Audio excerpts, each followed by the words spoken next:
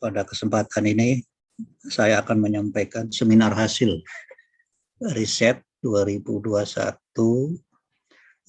dengan judul WebRTC menggunakan Turn and Stone Server untuk online virtual classroom.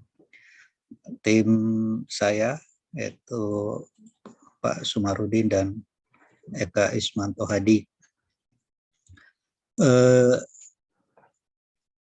Penelitian ini dibiayai oleh Dipa Polindra sesuai dengan kontrak penelitian nomor 379/PL42/PG 2021 tahun anggaran 2021. Nah, di dalam kontrak luaran yang harus dipenuhi setelah melakukan penelitian yaitu berupa publikasi di jurnal nasional terakreditasi atau publikasi pada seminar, prototip produk, serta luaran tambahan berupa artikel jurnal nasional terakreditasi SINTA atau 2 artikel proceeding internasional dan ruang kelas virtual berbasis WebRTC. Nah, itu suatu kewajiban dalam pelaksanaan penelitian berdasarkan kontrak. Kemudian untuk memenuhi kontrak penelitian itu, kami telah mempublish hasil riset pada jurnal administrasi, jurnal pemikiran ilmiah, volume ke-8, isu kedua pada bulan Desember ya, jadi periodenya itu Juli Desember 2021. Itu di situ sudah tertera homepage. Nah, yang kami publish judul artikelnya itu Online Virtual Classroom Management Using WebRTC Display Fit Model. Ini kami meneliti tentang penerapan model private learning berbasis WebRTC. Nah, kami terapkan di mata kuliah jaringan komputer. Nah, ini salah satu bentuk WebRTC yang kami terapkan dalam model pembelajaran private learning, di mana mahasiswa awalnya ditugasi untuk mengkaji beberapa topik terkait dengan materi bahan ajar sesuai dengan rencana pembelajaran. Nah, kemudian membuat video untuk menjelaskan materinya yang telah ditugaskan. Nah, kemudian ditampilkan dalam WebRTC. Webnya itu https://respclassroom.com. Nah, selanjutnya kami juga sudah melakukan internal conference dengan judul artikelnya itu WebRTC Signaling Mechanism Using NPRTC Topology for Online Virtual Classroom. Nah, ini dilakukan di Forum Research Science and Technology di Polsri. Dan sudah ada LOA, kemudian sudah kami perbaiki, kemudian nanti akan dipublish pada Atlantis Press, terindeks WOS, terbit menurut panitia itu bergantung pada antrian, tetapi perkiraannya pada bulan Maret 2022. Ini website WebRTC sebagai prototip. prototip untuk virtual classroom berbasis WebRTC. Ini sebagai tuntutan, bukan tuntutan dari kontrak, kita harus membuat prototype. Ini prototype online virtual classroom berbasis WebRTC yang menggunakan Stone Server.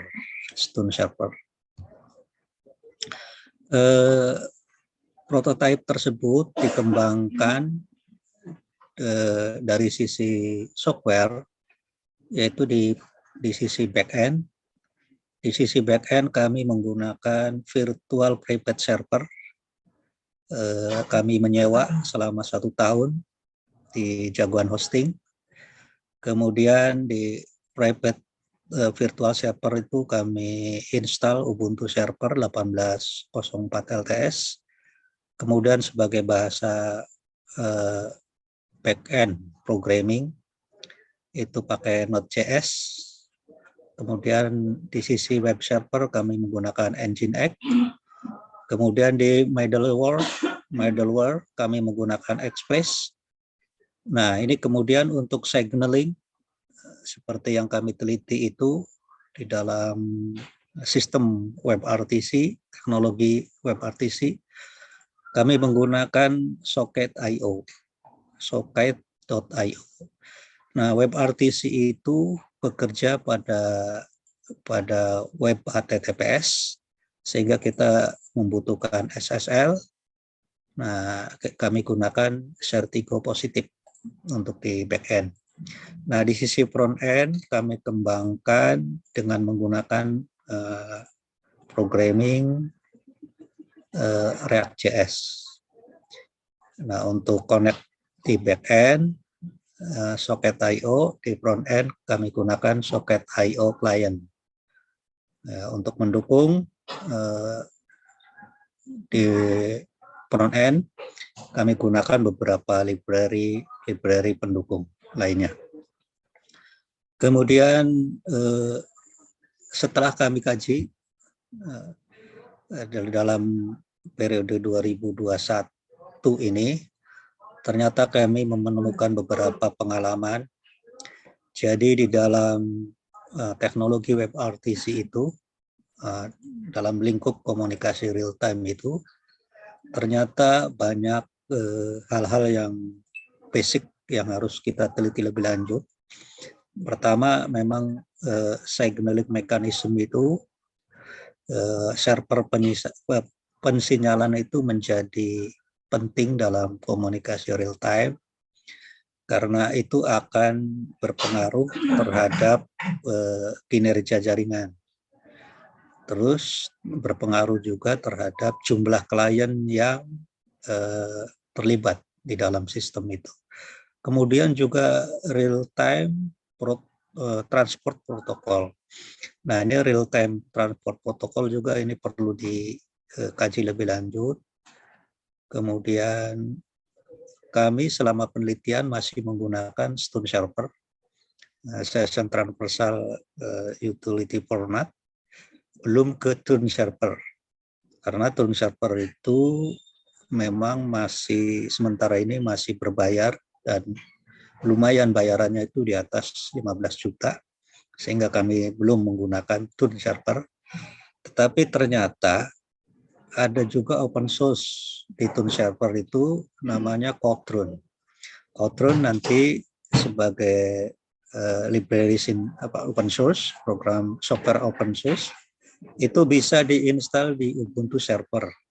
Nah, ini nanti akan kami jadikan judul penelitian tahun 2022, itu mengkaji tentang Tune Server untuk komunikasi real time.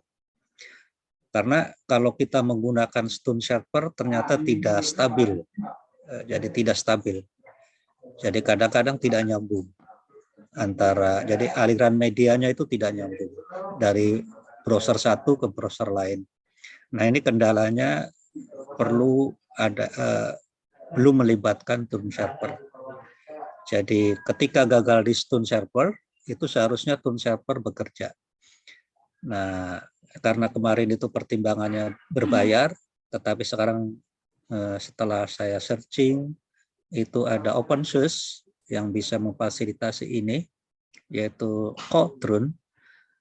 Maka ini akan menjadi dasar penelitian saya untuk 2022 untuk mendukung quality of service dari komunikasi real time. Nah, ketika nanti Stone Sharper itu sudah memfasilitasi komunikasi real time dengan baik, maka nanti online virtual classroom berbasis RTC ini akan kami lanjutkan ke smart, akan menjadi lebih smart dengan indikator pelibatan database, sehingga administrasi pembelajaran itu, kemajuan mahasiswa belajar itu lebih cepat untuk diketahui. Nah, jadi menjadi smart online virtual classroom berbasis RTC. Nah, ini ke depan. Kemudian ternyata komunikasi real time itu bukan hanya untuk beberapa bidang. Saya baca itu merambah kemana-mana, misalnya ke argo bisnis dan argo wisata. Kemudian pada tanggap kebencanaan. Telehealth ini jadi memfasilitasi layanan kesehatan jarak jauh. Ternyata penggunaan web RTC itu risetnya juga sudah banyak dilakukan. Kemudian yang ini yang menjadi target saya itu ingin membuat smart link and match vokasi berbasis RTC dalam solusi, karena hingga saat ini link and match untuk pendidikan vokasi itu masih belum berhasil. Beberapa program diluncurkan oleh pemerintah juga masih belum berhasil. Nah, ini melalui teknologi real time communication itu berbasis web RTC untuk menjadi smart, menjadi smart. Nah, itu sebagai pengalaman saya ketika tahun ini meneliti tentang web RTC. Kesimpulannya, web RTC itu suatu teknologi peer-to-peer, duplex real-time komunikasi antar browser, yang sesungguhnya kuncinya itu komunikasi real-time itu bagaimana media stream atau data yang ada di tiap browser itu dapat terhubung melewati NAT. Jadi NAT transversal itu suatu fitur dalam web RTC yang harus terpenuhi.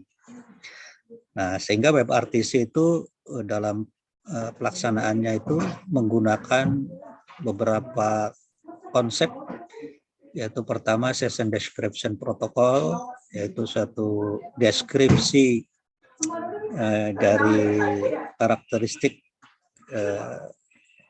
perangkat yang ada di salah satu user atau user lainnya. Kemudian teknologi server. Server itu ada 4 ini dalam komunikasi real time yang harus diteliti. Pertama itu signaling server, server pensinyalan. Kemudian server media server. Kemudian server ICE-nya untuk mendukung interaktif connectivity establishment,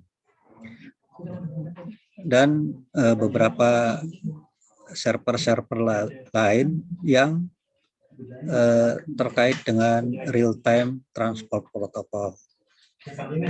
Nah, kemudian juga tidak kalah pentingnya itu di dalam web RTC itu ternyata itu perlu pengujian kompatibilitas browser. Jadi jika misalnya Firefox ditampilkan di salah satu user. Nah, bagaimana di Chrome itu juga bisa kompabilitas. Nah, ini menjadi fokus kajian juga. Sehingga beberapa browser yang sering digunakan oleh user seperti Chrome, Firefox, terus Mozilla. Nah, itu kira-kira mempunyai kompabilitas dengan aplikasi berbasis WebRTC. Nah, yang kemudian juga peningkatan di dalam pengujian dari sisi quality of service, kemudian quality of experience, kemudian dalam konteks server ICE server itu ICE Tracker, jadi pengujian kecepatan untuk server Stun atau Tun server itu memfasilitasi koneksi suatu perangkat yang di belakang NAT, begitu. Selanjutnya, nah kemarin penelitian kami lakukan untuk pengujian kinerja jaringan. Ya, jadi sebenarnya sih di dalam penelitian itu ada dua sorotan yang menjadi pengujian. Pertama, dari sisi efisiensi penggunaan sumber daya perangkat, baik dari konsumsi bandwidth, kinerja CPU, maupun ada satu lagi itu penggunaan memori atau usage memori. Nah, kemudian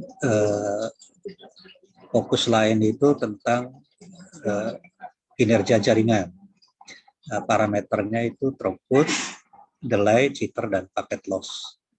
Nah, untuk parameter-parameter itu diuji dengan kami mencoba membuat suatu mekanisme pensinyalan yang namanya itu NP-RTC model.